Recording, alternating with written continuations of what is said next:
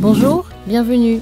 Les énergies renouvelables, c'est l'avenir. Et le Mali constitue un creuset d'opportunités viables, en particulier dans l'énergie solaire, la bioénergie et l'hydroélectricité. Au Mali, les énergies renouvelables sont encore largement sous-exploitées et pourtant les potentialités exploitables sont très grandes. En effet, le Mali est traversé par deux fleuves, le fleuve Niger et le fleuve Sénégal, mais seulement 30% du potentiel hydroélectrique identifié est exploité. Le soleil éclaire le territoire jusqu'à 10 heures par jour avec une irradiation moyenne de 5 à 7 kWh par mètre carré chaque jour, contre une moyenne mondiale estimée de 4 à 5 kWh par mètre carré par jour. Le vent varie entre 3 et 7 mètres par seconde en moyenne sur l'année. Le potentiel de production d'électricité des déchets urbains est estimé à minima à 30 MW à partir des déchets dans les principales villes du Mali. Il faut savoir qu'au Mali, les coûts de production de l'électricité thermique sont élevés, environ 145 francs CFA par kWh. Par conséquent, les investissements dans les énergies renouvelables sont particulièrement compétitifs, dont le coût pour l'hydroélectricité par exemple est d'environ 20 francs CFA par kWh.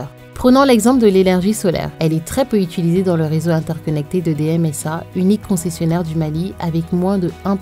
Elle peut être produite pour le réseau, c'est-à-dire vendue à EDM qui le redistribuera ensuite hors réseau pour éclairer une localité et y soutenir des activités économiques par exemple, ou sous forme de systèmes solaires individuels pour nos maisons. C'est d'ailleurs ces petites installations et des producteurs indépendants qui constituent la majeure partie de la production solaire en hors réseau du pays. Il y a donc une opportunité à saisir dans l'installation de systèmes solaires adaptés aux besoins locaux. Éclairage, pompage, réfrigération, cuisson, séchage de produits agricoles ou fruitiers, les kits solaires pour les ménages, les écoles ou les centres de santé. Une entreprise peut proposer de commercialiser des systèmes photovoltaïques à usage individuel à domicile par exemple. Pour ce type d'usage, on retrouve les équipements suivants. Les lanternes solaires, ce sont des systèmes comprenant un petit panneau solaire, une batterie et une ampoule LED. Ils sont destinés à l'éclairage et pouvant permettre aussi des recharges externes, téléphones portables notamment. Les kits solaires, ils sont constitués d'un panneau solaire portable, des batteries, des ampoules et des prises pour différentes applications comme la radio, la télévision. Les systèmes solaires domestiques, ce sont des installations fixes, le plus souvent sur un toit, fournissant des capacités de stockage de plusieurs jours et permettant différents usages, l'éclairage, télévision, le réfrigérateur.